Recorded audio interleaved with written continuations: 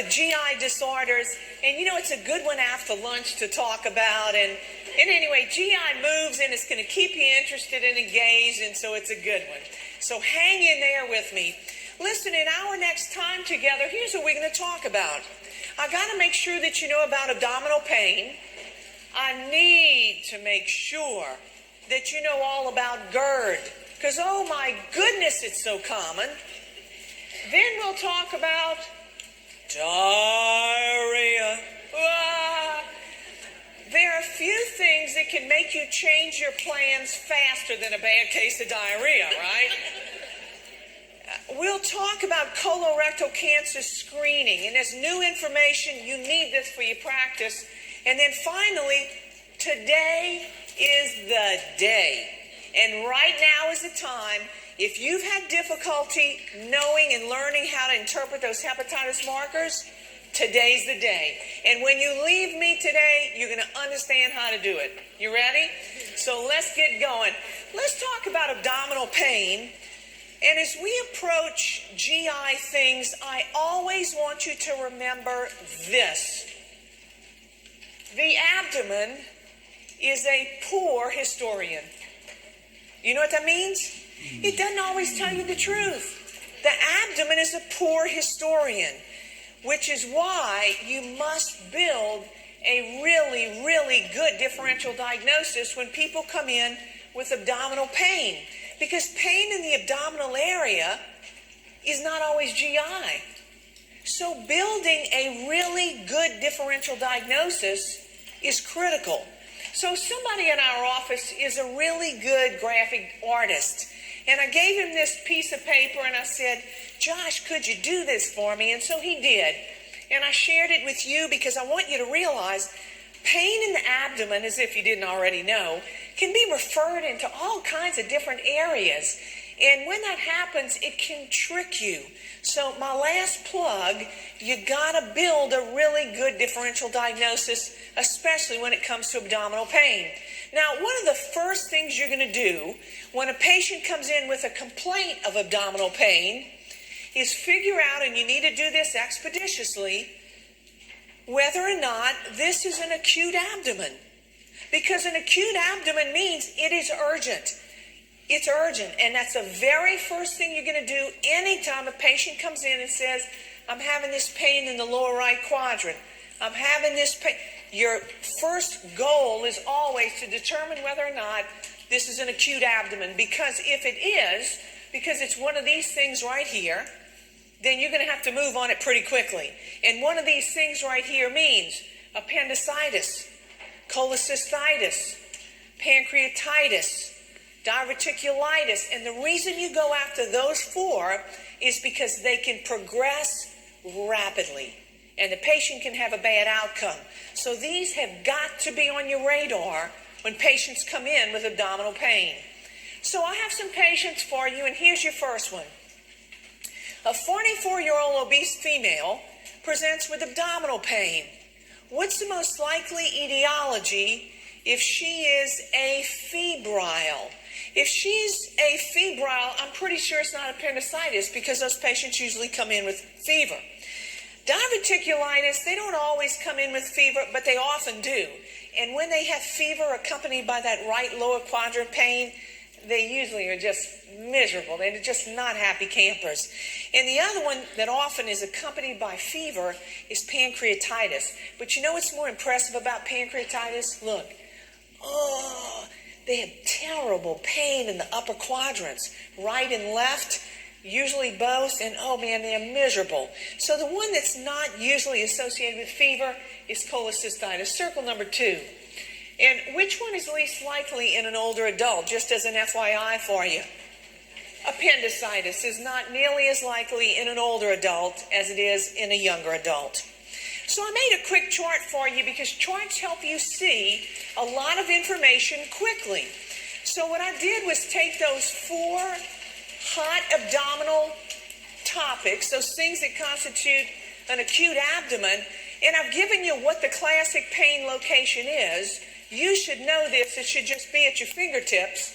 And the other thing is what the preferred imaging study is. Now, let me run this by you.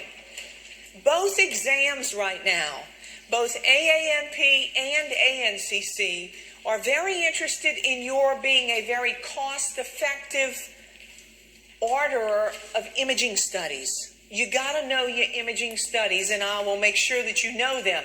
But the preferred imaging study for these conditions, you should just have at the top of mind. So for appendicitis, if the patient is an adult, what's your go-to exam? And we do it initially. It's a CT scan, but not in kids. All right? What do we use in kids? An ultrasound, exactly. Diverticulitis, our go-to test. The one we use initially is a CT scan. And in fact, with pancreatitis, I suspect that in a clinic situation, your first line treatment is going to be what? Send them to an ER, right? When ER gets them, they're going to probably CT him and maybe get an abdominal ultrasound before they do the big workup. But I'm telling you, pancreatitis is urgent. So I skipped cholecystitis because I have it in this question for you. A 36-year-old obese female presents with abdominal pain. If the most likely differential diagnosis is cholecystitis, what's the diagnostic test of choice? Well, you know what it is. What is it?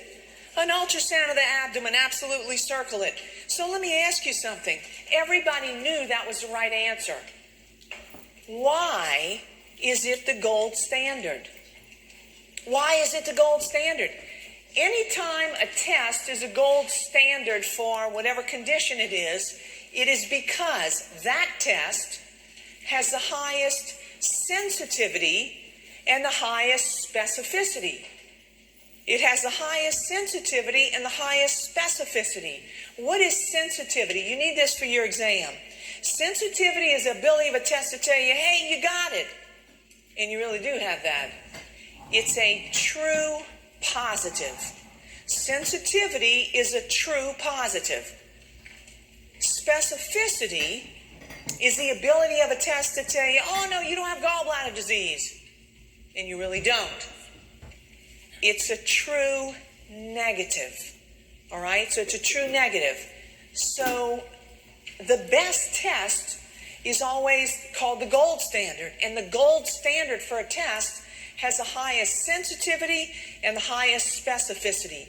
We don't have a test on the planet that's 100% sensitive and 100% specific. We don't have that, all right? But for cholecystitis, that's why an ultrasound of the abdomen is the best one. Here's your next patient. A 46-year-old female with right lower quadrant abdominal pain has suspected diverticulitis. What should be part of the initial workup? And it's a choose all that apply. Well, you know you got to get a CBC. You know you need to check electrolytes. How old is this lady? 46. Pregnancy being a possibility? Oh yeah, you got to. How embarrassed would you be? Oh, yeah, you got to get a pregnancy test. You know, even in those people that tell you, oh no, there's no way. Oh yeah, way, right? So got to get a pregnancy test. You got to get a UA. Suppose she has a UTI. You got to get a UA.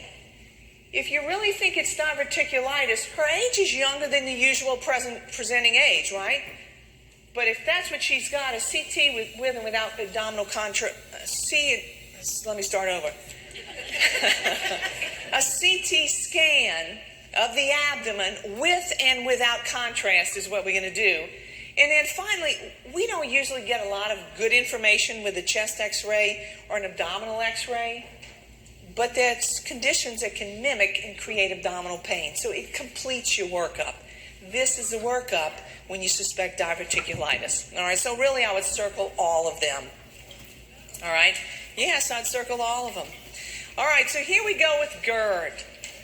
I'm obviously changing gears. Everybody in this room has reflux because everybody in this room has physiologic reflux. There's a handful of people, or maybe two hands full of people in this room who have pathologic reflux. Pathologic reflux means it's associated with symptoms like heartburn, chest pain, throat clearing, hoarseness, coughing, choking with eating. All of those are symptoms that might be associated with pathologic reflux. Pathologic reflux is also associated with injury to the esophageal mucosa. And I'll show you how that happens in a minute. And then finally, 70% of people with GERD have nocturnal symptoms. They wake them up. And listen, when you have something that is causing you to wake up from a deep sleep, oh, you coming to get some help. So that's what characterizes pathologic reflux, as opposed to what everybody in this room has, which is physiologic reflux. Physiologic reflux means this. You have spontaneous, transient, and it goes away, opening of the LES. The LES is what? The lower esophageal sphincter. It kind of spontaneously opens and then it closes. And when does that happen? It happens always after you eat. It's typically very short-lived, and it never wakes you up at night. We all have that, especially after you eat. But pathologic reflux, we don't all have.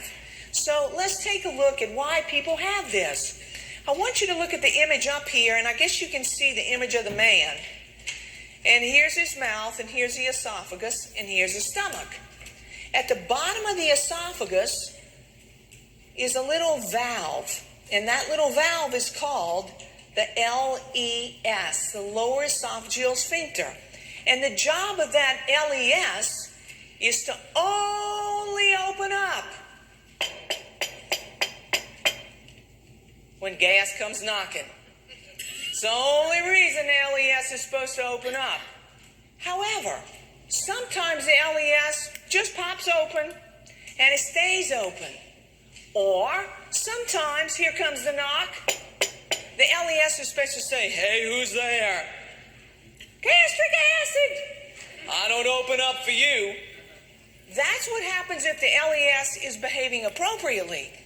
But when the LES doesn't work like it's supposed to work for a variety of reasons, the LES opens up. And if what was knocking was gastric acid, well, gastric acid will now leave the stomach and ascend up the esophagus because of the pressures that are in the stomach. So look, the first thing that happens is a reduction in the LES tone, meaning it doesn't open and close properly. The second thing that happens is that the esophagus begins to get damaged. Let me tell you why. Your stomach was built to tolerate pHs between 1 and 3. That is very acidic. Your esophagus was built to tolerate pHs between 3 and 5. Do you see the problem? If something from the stomach with a pH of, let's say, 2 ascends up the esophagus and it happens repeatedly, the esophagus is going to get injured and damaged. And then people begin to have symptoms. The third thing that happens in GERD is not something that happens to everybody. But some poor people make so much gastric acid that even when the LES opens and closes like it's supposed to, there's so much gastric acid that's produced that it ascends up the esophagus and the patient has symptoms. So that's what happens in you people that have GERD. And you got to know it inside and out, because we have so many patients who have GERD and we don't nearly have enough GI providers. So you're going to have to pull your weight in primary care. You're going to have to know how to manage and what to do with these patients. And it usually starts after lifestyle modifications. It starts with these medication classes. There are 3 classes of meds that we use to help patients who have trouble with GERD. The first class, they know more about than you do. Those are the antacids. The name of the drug class tells you how it works. It's an anti-acid. That's how the drug class works. So it takes something with a pH of 2 and it drives the pH up to a 4.5 or 5 in like 2 minutes. It drives pH up, which means it's less acidic. And what does the patient feel? Relief. And for your hardcore antacid patients, you know what they know that you might not until right now? Liquids work better than tablets. And you know what else they'll tell you about liquids? They'll tell you, Amelie, if I put it in the back of the refrigerator and I drink it when it's cold, it feels even better. That's when you know they're hardcore. They know more about the drug than you do.